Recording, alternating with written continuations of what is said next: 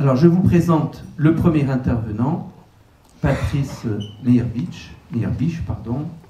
Patrice Meyerbeach vient de Fribourg. Fribourg, c'est en Suisse. Il est philosophe.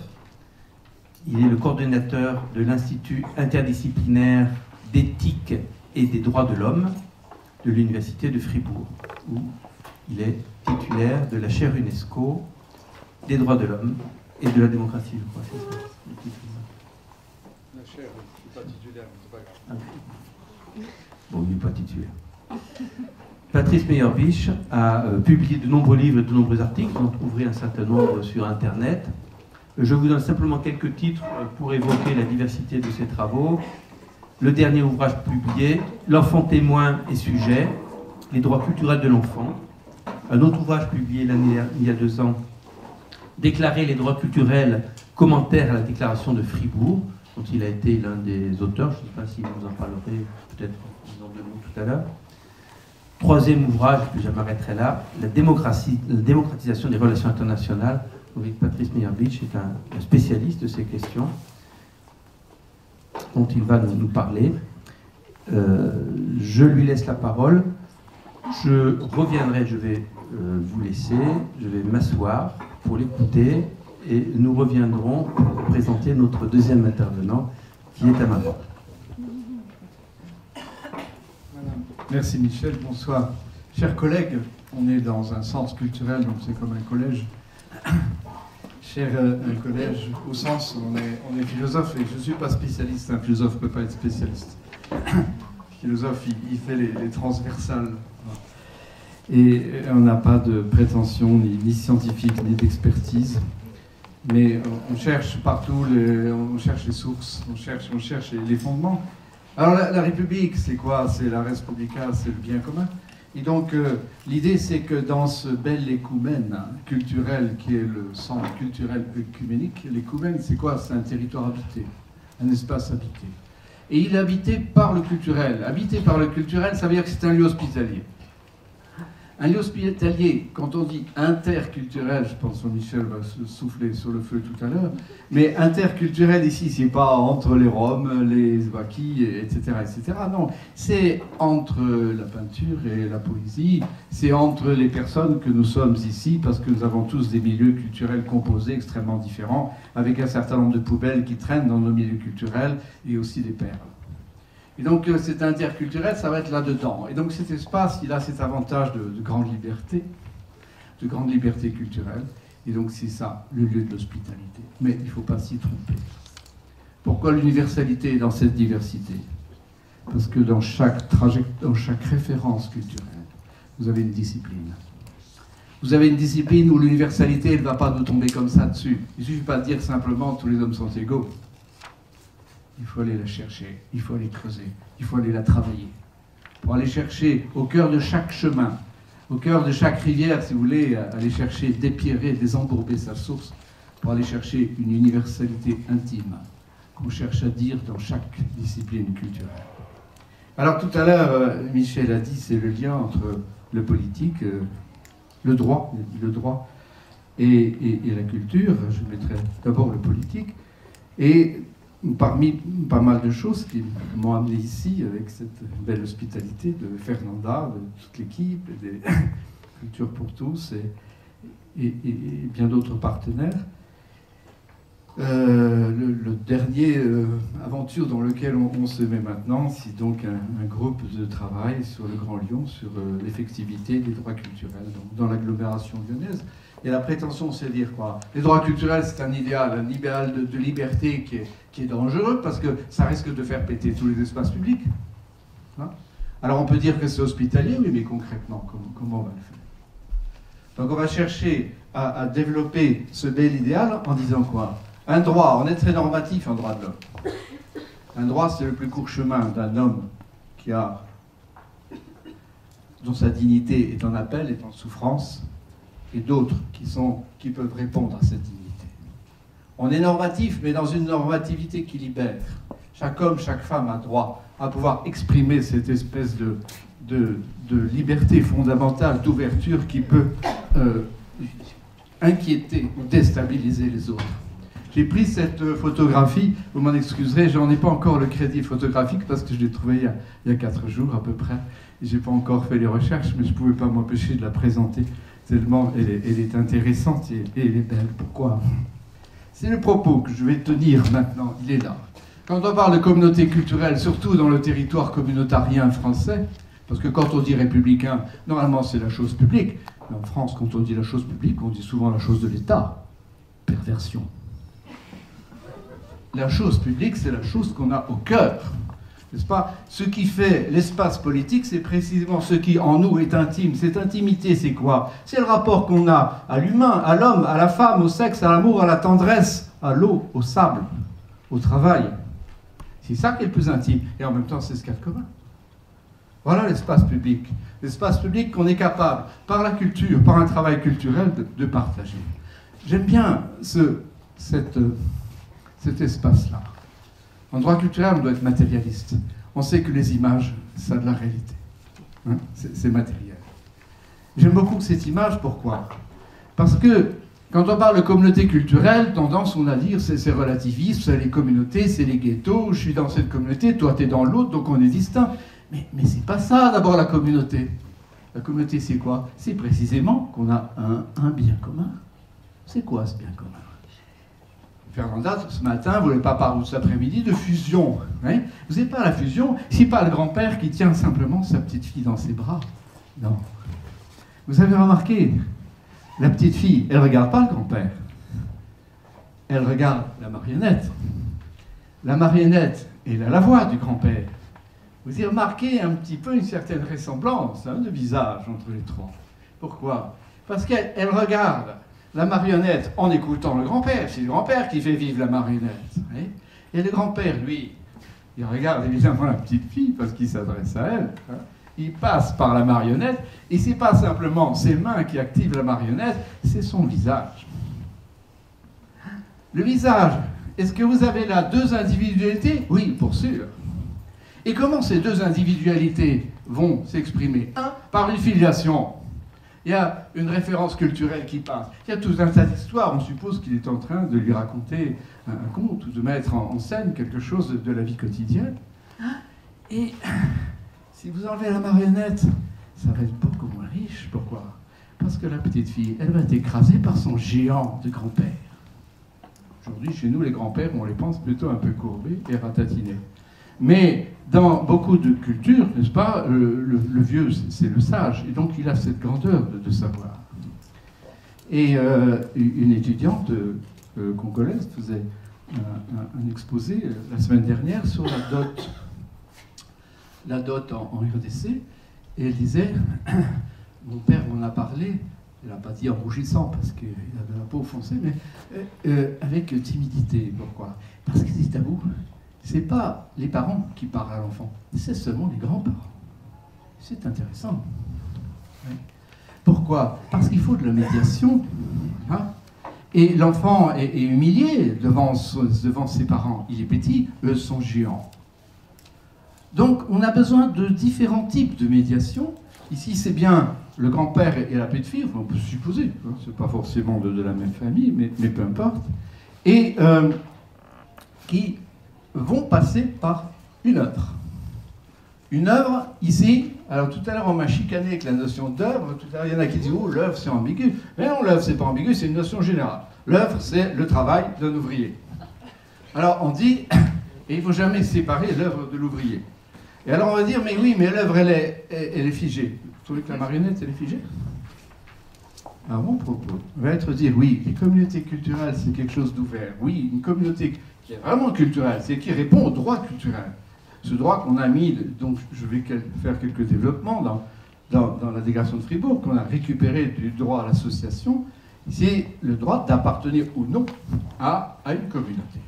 Et je vais essayer de vous montrer en quelques instants comment c'est fondamental. Donc entre universalisme et communauté. Peut-on parler de co-liberté? On parle de co-responsabilité, ça va, parce qu'on se dit, bon, il faut se partager. On a beaucoup parlé de co-construction.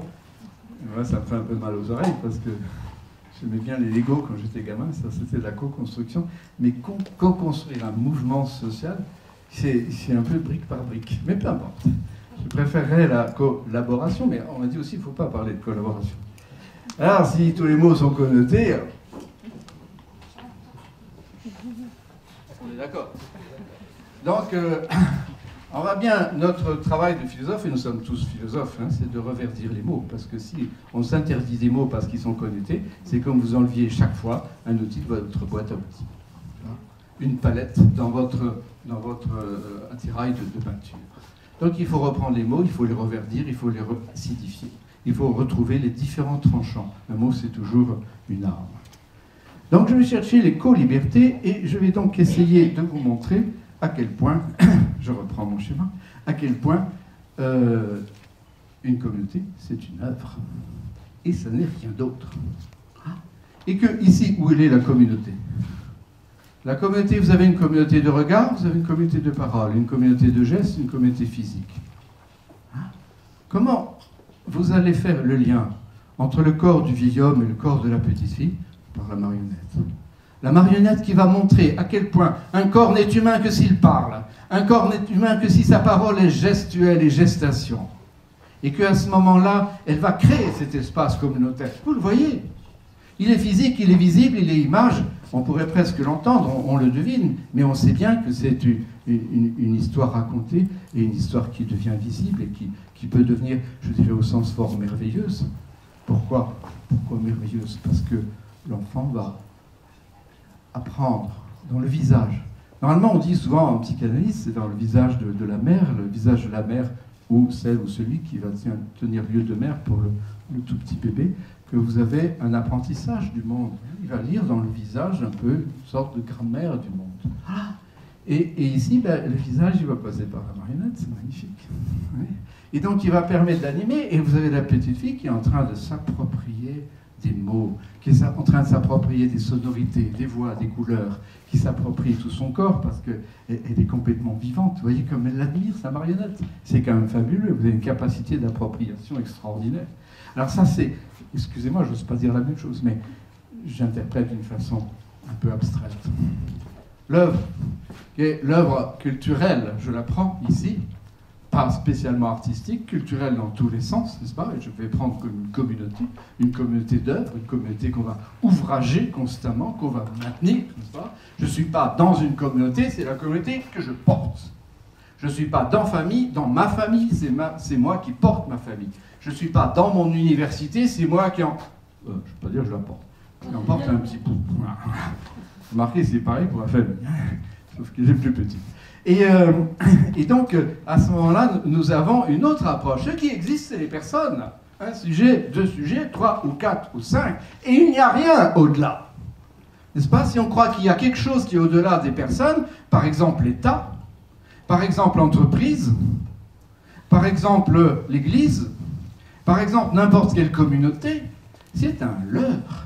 Et un leurre qui est complètement contraire avec la notion de droit de l'homme, non pas une notion individualiste, comme on le croit souvent en disant qu'elle est occidentale.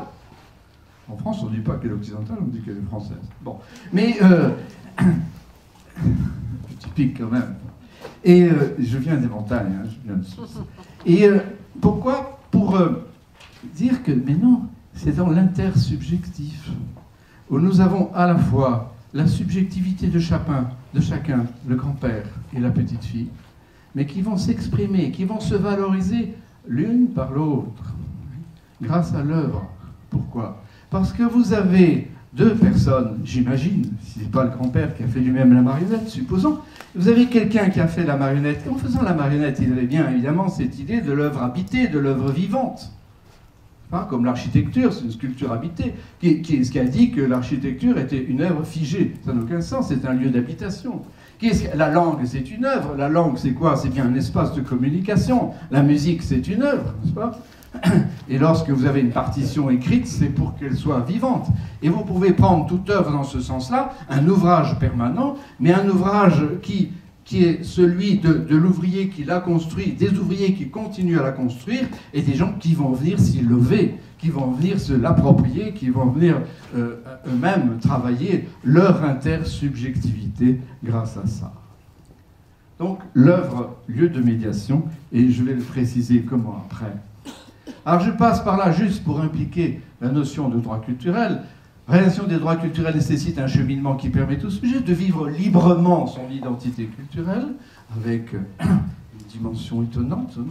Nous avons des diversités, des identités culturelles qui sont toutes bricolées, et c'est important, et que nous bricolons constamment. Demain, vous allez lire un livre formidable qui va vous bouleverser, ça va changer quelque chose de votre identité. Vous allez rencontrer quelqu'un et vous aurez un lien fort, important, d'amitié, par exemple, eh bien, ça va changer votre identité, et ainsi de suite. Mais peut-être aussi, vous serez bouleversé par un paysage, hein, par un arbre. Et ça aussi, ça peut changer son identité. Ça peut lui donner un peu pas de racine, mais de robustesse. Et donc, cette liberté interne, on pourrait dire, implique aussi une liberté externe. Parce que, faut-il encore que la marionnette existe? Faut-il aussi que le grand-père existe? Faut-il que le milieu le permette? Donc, qu'est-ce que va définir cette communauté? Communauté de référence ou d'appartenance? Si on dit simplement « j'appartiens à une communauté », on a un petit souci parce qu'on craint de dire « j'appartiens à une et pas à une autre », toi tu appartiens à une autre. Donc je prends plutôt la notion de référence, mais je n'écarte pas celle d'appartenance. Je l'ai dit tout à l'heure, il ne faut jamais écarter un mot. Si vous écartez un mot, vous écartez tout un paysage. Et donc, je vais chercher une référence. Qu'est-ce que c'est qu'une référence? Un savoir qui permet d'accéder à d'autres savoirs. Donc un vecteur de communication. Définition qu'on a mis dans la déclaration de Fribourg, identité culturelle comprise comme l'ensemble des références culturelles par lequel une personne, selon comment se définit, se constitue communiquée en tant que reconnue dans sa dignité. Donc vous avez des références linguistiques, vous avez des références géographiques, vous avez des références de disciplines apprises, vous avez des références de mode de vie, vous avez des références de cuisine, vous avez des références vestimentaires, vous avez des références civilisées familiales, etc., etc.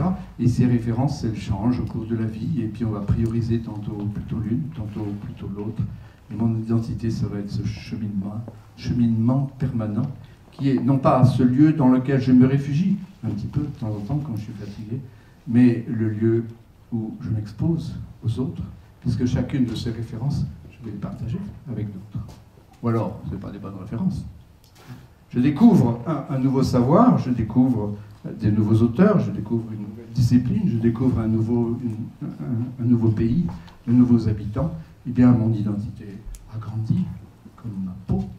C'est une peau qui se développe. Ma culture, c'est ma peau. Elle est sensible, c'est ma parole, c'est mon regard, c'est superficiel. Et en même temps, il n'y a rien de plus profond. Je suis touché par mes références culturelles. Comme je suis touché sur ma peau. Je suis touché par les regards, comme l'enfant est touché par la marionnette. Qu'est-ce que c'est qu'une marionnette? Un petit peu de bois coloré, quelques bouts de tissu, et pourtant, c'est de la magie. Puisque ça fait ressortir que tout mon corps est intentionnalité. Tout mon corps est corps qui regarde et est regardé. Donc je sais un peu ce qu'est mon corps quand il est en perspective d'autres corps. Comme mon regard, qui change, évidemment, en fonction des gens que je regarde, et donc je suppose que peut-être ils peuvent me regarder. Et la même chose pour chacun des sens, qui chacun porte son intelligence, et cette intelligence de réciprocité, de communication. Quand on commence à rire, c'est pour voir comment les autres vont voir comment on rit, et donc c'est un rire qui s'accorde. Et la même chose pour toute notre gestuelle. Donc nous sommes bien ici, dans la réciprocité, mais la réciprocité qu'on peut arriver à vivre que si et seulement si, ou dans la mesure où on a des références culturelles assez puissantes. C'est-à-dire qu'on a pu faire un chemin culturel, où on a travaillé sur sa gestuelle, on a pu travailler sur son corps, on a pu travailler sur sa langue, on a pu travailler sur sa musique, on a pu travailler sur son territoire, on a pu travailler sur la forêt, on a pu travailler sur les différents types de savoirs qui comptent, comme chaque savoir étant à ce moment-là une saveur qui nous nourrit, une saveur d'admiration, où on découvre un lieu de communication. Et donc à ce moment-là, la définition qu'on a pu donner l'article 2, toujours des définitions de la déclaration de Fribourg, dans laquelle on a récupéré, si vous voulez, les différents articles en droit international qui s'expriment sur quelques bouts d'éléments de droit culturel, mais jusque-là, on n'avait pas encore un texte complet, donc c'est un peu ce texte qui est un prétexte, en réalité, et au combat politique et à l'action. Mais quand je dis combat politique et action, je veux dire toujours réflexion, parce qu'un combat sans réflexion, une action sans réflexion, c'est de l'idéologie. Par communauté culturelle, on entend un groupe de personnes qui partagent des références constitutives d'une identité culturelle commune. Donc, qu'elles entendent préserver et développer. Donc, une communauté culturelle, c'est volontaire. On a reçu un héritage. Comme on a reçu sa dignité humaine du point de vue par naissance, c'est un don, eh bien, les références culturelles, on les reçoit comme des dons. Pas seulement la langue maternelle qu'on a apprise, mais aussi ce qu'on apprend là aujourd'hui, c'est du don, c'est des choses qu'on reçoit. C'est à chaque fois une référence culturelle, c'est croire qu'une générosité est possible puisque quelqu'un m'a donné du savoir. C'est quand même magnifique. Et donc ça veut dire que cet échange est possible. Et ça veut dire que je vais pouvoir encore en recevoir 1001.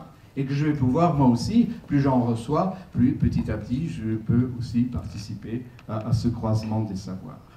Mais alors ça implique qu'une communauté culturelle est bien une notion à géométrie variable. Ici, ça ne se réfère pas simplement à une communauté ethnique. Tout à l'heure, dans le langage des associations communautaires. C'est une communauté. Ici, au CCO, il y a de la communauté culturelle, c'est évident. Il y a eu du travail, une histoire, il y a une mémoire sur laquelle on parle maintenant. C'est écoumène qui se traduit, c'est bien ce bien commun. Ça veut dire quoi, un bien commun? C'est pas un bien collectif. C'est pas individu, collectivité. On n'est pas dans ce dualisme complètement abstrait qui fait le jeu des pouvoirs. Le bien commun, ça veut dire que si nous travaillons ensemble, nous avons besoin les uns les autres que chacun soit le plus libre possible. Nous avons besoin que chacun soit le plus intelligent possible. Nous avons besoin que chacun soit le plus sensible possible, soit le plus engagé possible. Pourquoi? Parce qu'à ce moment-là, nous allons nous nourrir de l'intelligence des autres, de la liberté des autres, de la sensibilité des autres.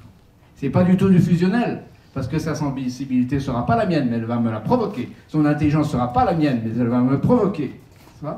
Et donc, plus je serai en interaction, en interliberté, en interresponsabilité, si vous voulez, en intersubjectivité, plus je serai moi.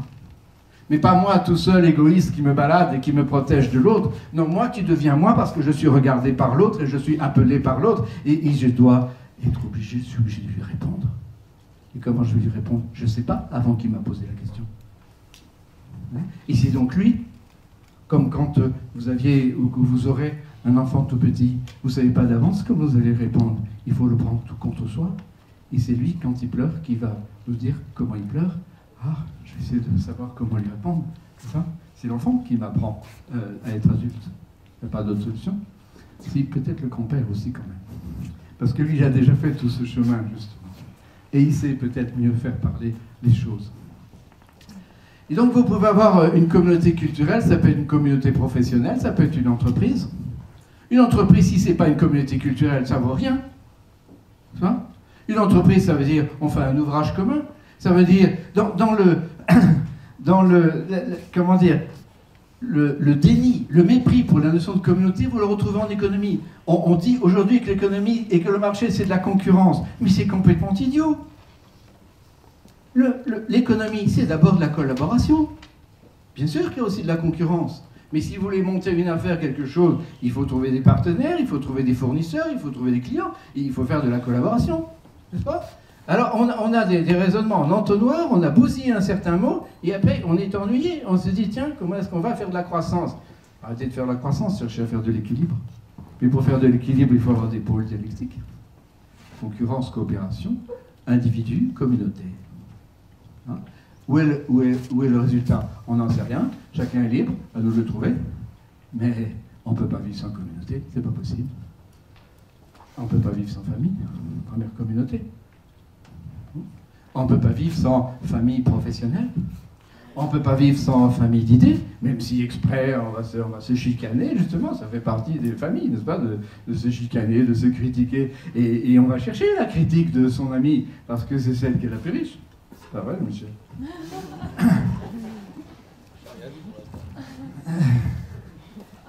Et alors, d'où le droit lui-même qui est défini? Il faudra me la boucler, Michel, hein, parce que moi, on sait comment m'allumer, mais moins bien comment m'éteindre. Alors, l'article 4, donc toute personne a la liberté de choisir de se référer ou non à une ou plusieurs communautés, donc on est dans le pluriel. La diversité culturelle, elle est entre les communautés, la diversité culturelle est dans chaque communauté, la diversité culturelle, elle est dans notre tête, dans notre cœur, dans notre corps. Voilà. Il faut la mettre partout, 5 minutes. Et d'autre aspect, nul ne peut se voir imposer la mention d'une référence ou est assimilé à une communauté culturelle contre son gré. Je peux même avoir une communauté qui m'importe, mais j'ai pas envie que tout de suite on va me démarquer en disant je suis de ce groupe. Voilà. Je peux dire je suis philosophe, mais j'ai des amis juristes qui me disent il est philosophe, mais il est quand même concret. Donc il y a cette idée quand même de démarquer les gens. Donc cette dialectique est absolument indispensable. Mais ce n'est pas, encore une fois, individu-société. C'est vous. Ouais, individu, c'est quoi? C'est jamais tout seul, un individu. Hein? Pourtant, c'est difficile d'être un individu, parce qu'il faut répondre aux autres. Et la société, ça veut dire quoi? Tout et n'importe quoi. Qu'est-ce qu'on a en face de soi? On a des personnes qui sont au pluriel, et des communautés qui sont au pluriel, et qui font du tissage social. Chaque personne étant nœud dans le tissu social, étant tisserand du tissu social. Mais tisserand du tissu social, ça veut dire créer des liens plus ou moins forts, avec du bien commun plus ou moins fort. Vous pouvez avoir une communauté qui est très englobante, qui va être très très importante, où les gens vont vraiment vivre avec cette communauté. Et vous pouvez avoir des communautés une communauté professionnelle, on a une amitié professionnelle, on respecte, on travaille bien ensemble, ici on partage, on va même pas au cinéma ensemble, c'est autre chose. Voilà. Et c'est pas parce qu'une communauté est plus englobante qu'elle est plus fermée, pas du tout. Vous pouvez avoir un esprit de famille très fort, mais ça ne veut pas dire que les gens sont complètement repliés sur eux-mêmes. Et vous pouvez avoir une communauté professionnelle, pas forte du tout, mais bête à pleurer. Donc, c'est pas là qu'il y a la différence. Hein. Donc, les références constituent un bien commun, ce qui n'est pas la même chose que le bien collectif, pour la raison que je vous ai dit tout à l'heure, et ce qui implique la possibilité aussi d'avoir une condition d'exercice de ces libertés. Ça veut dire quoi? Ce bien commun, le respect critique. Parce que je n'ai pas seulement besoin que les autres adhèrent à ce que je pense, parce que je sais qu'on est tous des idiots, et que la vie est courte, et donc il n'y a rien de plus précieux que la critique de l'autre, mais la critique respectueuse. C'est-à-dire la critique la plus savante possible, ou qui cherche du savoir. Cette critique-là, elle est ô combien précieuse, c'est bien celle dont on a besoin. Alors, un schéma qui est plus moche que l'autre encore, mais si vous avez la diversité des références personnelles, et la même chose de l'autre, et l'œuvre culturelle. Je vous propose l'hypothèse qu'une œuvre est d'autant plus culturelle qu'elle va présenter dans sa matérialité, dans sa dynamique, des dialectiques importantes. Entre le dur, le mou, entre les couleurs, entre les sons, entre les temps longs et courts, comme une maison, comme une architecture, qui est à la fois ouverte et fermée. C'est ça qui nous intéresse. L'œuvre est culturelle dans la mesure, comme on dit dans la déclaration de l'UNESCO, où elle est porteuse d'identité, de valeur et de sens. Et dans quelle mesure elle est porteuse d'identité, de valeur et de sens? Dans la mesure où elle porte ses contradictions. De la boîte qui a la voie ouverte, de la boîte à la voie qui se ferme ou qui s'ouvre. Cherchez, si ce n'est pas là, dans l'espace, dans le festival, dans l'habitation des territoires, etc. Si ce n'est pas ces contrastes qu'on cherche. Pourquoi on cherche ces contrastes? Parce qu'on cherche ces correspondances. Donc, nous, notre corps, c'est quoi? La magie de notre corps, l'intelligence de notre corps, c'est que les couleurs, les sons se répondent. Et nos sens doivent se répondre. Mais le corps tout seul ne fait rien. Le corps a besoin de l'eau, il a besoin du sable, il a besoin des regards des autres, il a besoin de la peinture, il a besoin du travail, il a besoin de la pierre, il a besoin de la montagne. Et à chaque fois, on va trouver dans ces... Et je prends la montagne aussi comme une œuvre. C'est peut-être pas une œuvre de l'homme, quoique aujourd'hui ce soit beaucoup une œuvre de l'homme, mais c'est aussi une œuvre de nature, mais avec laquelle on va ouvrager la pierre, on va ouvrager le chemin, on va faire son horizon. Et donc on a besoin de se frotter aux pierres, qu'on a besoin de se frotter au bois ou à la terre. Et pourquoi? Parce qu'on a les correspondances, c'est tout Bachelard, hein, vous l'avez reconnu, on a ces correspondances entre toutes les dialectiques des sens. Mais dialectique des sens, c'est ça, à mon avis, l'esthétique, et c'est ça qui nous permet cette vitalité. Alors ça, je passe schéma un peu classique pour dire que nous avons les personnes au centre, nous pouvons être associés dans des associations. Une association, c'est l'aspect juridique, ça peut être plus ou moins communauté, au sens que je viens d'indiquer. Nous sommes aussi acteurs publics, et ça c'est bien, un État, c'est une communauté de citoyens, et on s'engage, n'est-ce pas? C'est pas l'État subi, c'est nous qui sommes co-citoyens, et donc à ce moment-là, ça veut dire que là, le devoir de l'autre homme, ça nous concerne, et puis on peut aussi être des acteurs privés, parce que nous sommes tous des acteurs privés, ne serait-ce que quand on va au supermarché. Et donc c'est au cœur de cette identité que vous avez cet espace blanc, cet espace de la conscience, où on ne sait jamais exactement si on fait bien, hein, est-ce qu'on va être plus autoritaire, plus souple, plus ouvert, plus fermé, etc. Et donc on a besoin de l'intelligence des sens, on a besoin de cette correspondance entre les sens et les choses, qui nous permet la correspondance entre son corps et celle des autres.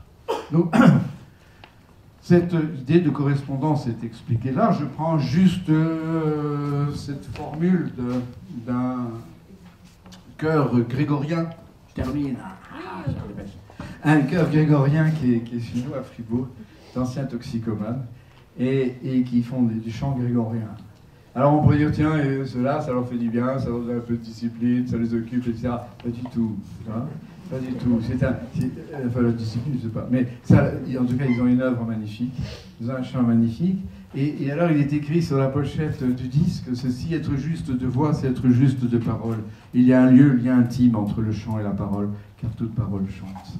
Et donc, vous avez la correspondance des sens, à laquelle correspond la correspondance des arts, et la correspondance des disciplines culturelles, aussi bien entre sciences et art, entre cuisine et art plastique, et tout ce que vous voulez, où on va chercher justement la valorisation de ces contrastes. Autrement dit, la réciprocité, ce n'est pas simplement la réciprocité entre vous et moi, c'est la réciprocité entre nos sens, c'est la réciprocité entre nos sens et les choses. D'où le droit culturel, vivre son identité, accéder à des œuvres, capacité d'acquérir la capacité personnelle d'avoir des références, c'est-à-dire des savoirs nécessaires, et finalement de jouir d'une réciprocité créatrice. À ce moment-là, on peut faire la distinction. Une communauté, c'est une pratique culturelle. C'est une pratique. Alors vous avez effectivement des pratiques néfastes, et vous avez des pratiques favorables. En droit de l'homme, on est assez normatif, à condition que chacun participe à l'interprétation, bien entendu. Néfaste, c'est ce qui viole les libertés. Ce qui gêne viole l'ensemble des droits humains. Alors c'est assez facile à reconnaître. Le positif, c'est quand même aussi facile quand un enfant est plus épanoui, ça se reconnaît. Alors il peut y avoir des aspects trompeurs, mais sur la durée, ça se reconnaît. Et quelqu'un qui est primé, ça se reconnaît aussi. Alors quand on voit quelqu'un est brimé, on sait qu'il est brimé, ça ne veut pas dire qu'on sait ce qu'il faut faire pour pouvoir libérer. Ça c'est autre chose, et il y a 1001 solutions. Donc c'est normatif, mais ça n'est surtout pas dualiste. Alors, je termine, voilà. Ça implique un aspect politique, et de considérer que le peuple est toujours quelque chose d'enfant. Pourquoi? Parce qu'on ne sait pas bien parler. Et on ne sait pas bien parler cette chose publique. Pourquoi? Parce que c'est des choses intimes, les choses publiques. Et la culture, c'est une chose intime, et en même temps, c'est une chose publique. Autrement dit, on s'expose. On s'expose et on ne sait pas exactement à quoi. Et le peuple en démocratie, le peuple à souveraineté, c'est un ouvrage. Alors je prends de l'ouvrage ici parce que c'est vraiment très laborieux. C'est un ouvrage culturel permanent où on doit essayer d'apprendre justement cette force de paix. C'est le couple, mais c'est le livre au milieu, pour prendre ici une sculpture du Burkina Faso. Voilà, et donc je crois que si on a cette idée, cette générosité qui est dans la culture, ça veut dire qu'il faut arriver à s'élever à la hauteur de ses enfants. Il y a une correspondance entre enfance et culture, parce que enfance, c'est des capacités de croissance extraordinaires, culture, c'est de la capacité de croissance ordinaire. Et qu'est-ce que c'est que notre culture, nous? C'est bien la culture de développer notre enfance, c'est bien d'autre. À toi, Jean-Michel.